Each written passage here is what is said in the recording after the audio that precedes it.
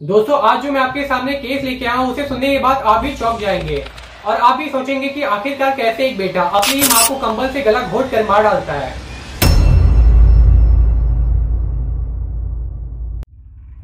और यहाँ तक कि वो यहाँ पे भी नहीं थमता है। इसके बाद वो इंस्टाग्राम पे एक पोस्ट डालता है जिसमें लिखता है कि sorry mom I kill you, I will miss you, ओम शांति।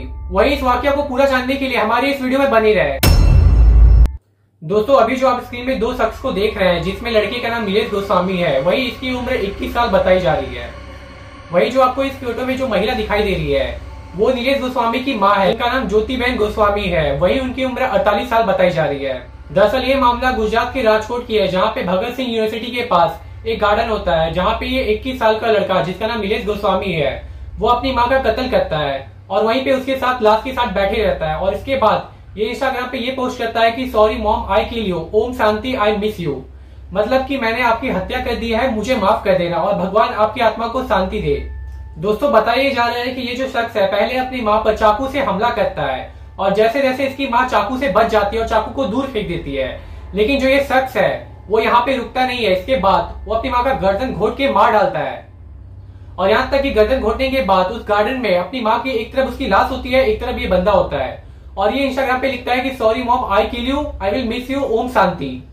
दरअसल ये दोस्तों अजीबोगरीब घटना है। जैसे ये वारदात हुआ उसके बाद लोगों के बीच में तहलका मच गया। वही वहां पे एक स्थानीय निवासी ने इस बात की जानकारी पुलिस को दी, जिसके बाद पुलिस वहां पे आती है और उन्हें नजर आती है नीलेश की माँ की लाश और वो नीलेश। यहाँ तक कि नीलेश ने सारे अपने गुनाह को कबूल किया। वही दोस्तों आपको इस घटना के पीछे की जो कहानी है उसे जानने के बाद आपको भी इस लड़के पर दया आएगी। वही दोस्तों पुलिस इसे गिरफ्तार करेगी और वही ये माइनर तो है नहीं जो कि बच जाएगा, इसके ऊपर 302 की धारा लगेगी और इसकी पूरी जिंदगी खराब हो जाएगी। और वही जब ये अपनी सजा को काटेगा और जब रिहा होगा तब तक ये बूढ़ा हो जाएगा। और ऐसे ही करते करते आपने बहुत सारे केस देखे होंगे जहाँ पे एक छोटा सा बच्चा जो गुनाह करता है जिसकी उम्र मुश्किल से 18-19 साल की होती है, उम्र कैद की सजा होने की वजह से उसकी पूरी उम्र बीत जाती है और जिसके बाद वो अंत में सुसाइड कर लेता है। वही जब पुलिस वालों ने उससे पूछा कि उसने ऐसा क्यों किया तो उसे पुलिस वालों को बताया कि उसकी माँ की शादी 27 साल पहले हुई थी। वही जब उसके 20 साल पहले यानी कि जब ये लड़का 1 साल का था तब उसकी मम्मी का उसके पति के साथ डाइवोर्स हो गया था, जिसके बाद ये सिंगल पेरेंट थी। वही आप सोच ही सकते हैं कि एक अकेली माँ के लिए अपने बच्चे को पाल पाना कितना मुश्किल है, मतलब कि उसका लालन पोषण करना कितना मुश्किल है। एक तरफ वो काम भी करेगी और अपने बच्चे को भी संभालेगी। वही दोस्तों पति के साथ डाइवोर्स होने के बाद जो ज्योतिबेन होती है उनकी दिमागी संतुलन पूरी तरह से खराब हो जाती है, यहाँ तक कि उन्हें दवाइयों का सहारा लेना पड़ता है। वही दोस्तों आप सोच ही सकते हैं कि एक औरत की जिंदगी में उसके पति और बच्चे की अहमियत क्या होती है।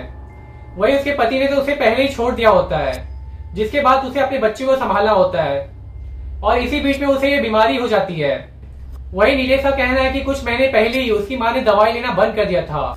वही दोस्तों ये सिम्टम इतना ज्यादा बढ़ गया था कि आए दिन इन दोनों के बीच में झगड़े होते थे, यहाँ तक कि माँ उसे कभी मारती, यहाँ तक कि अपने कपड़े भी फाड़ लेती थी। मतलब आप सोच ही सकते हैं कि उनकी जिंदगी पूरी तरह से झंड हो गई थी। वही दोस्तों एक बार नीलेश को इतना ज्यादा गुस्सा आया कि उसने माँ पर पहले चाकू से वार किया, लेकिन जैसे तैसे करके ज्योति बहन बच जाती है। फिर वही उसके बाद वो यहाँ पे भी नहीं रुकता है, इसके बाद वो कंबल लेकर गला घोट देता है, जिसके बाद उसकी माँ की मौत हो जाती है। वही दोस्तों अगर इसका अपनी माँ से जम नहीं रहा था तो अपनी माँ को अकेला छोड़ देता, लेकिन मौत की घाट तो नहीं उतारता। वैसे दोस्तों आजकल तो लोग अपने माता पिता को भी नहीं छोड़ते हैं, उन्हें थप्पड़ मारते। ये तो एकदम कॉमन सी बात हो गई है। कहीं रास्ते पर छोड़ देते प्रॉपर्टी के लिए, कभी झगड़े कर लेते तो कभी गर्दन घोट देते हैं। ये तो आजकल आम सी बात हो गई है।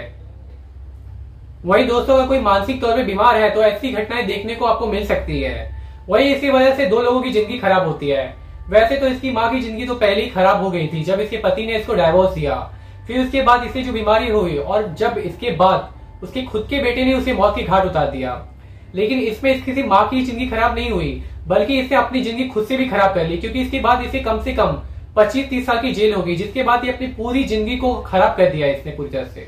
वही दोस्तों मुझे ये भी लगता है कि ये जो लड़का है उसकी भी मानसिक स्थिति सही नहीं है, क्योंकि जरा सोचिए कोई भी सीधा साधा इंसान कैसे अपनी माँ को मौत की घाट उतार सकता है। जरूर इसकी मानसिक स्थिति सही नहीं होगी। वही दोस्तों उनके पति ने उनके लाश को लेने से इनकार कर दिया और कहा कि जब इतने दिन से हमारे बीच में कोई संबंध ही नहीं है तो मैं उनका अंतिम संस्कार क्यों करूं। जिसके बाद पुलिस ने खुद ही उनके अंतिम संस्कार करने का प्रबंध किया।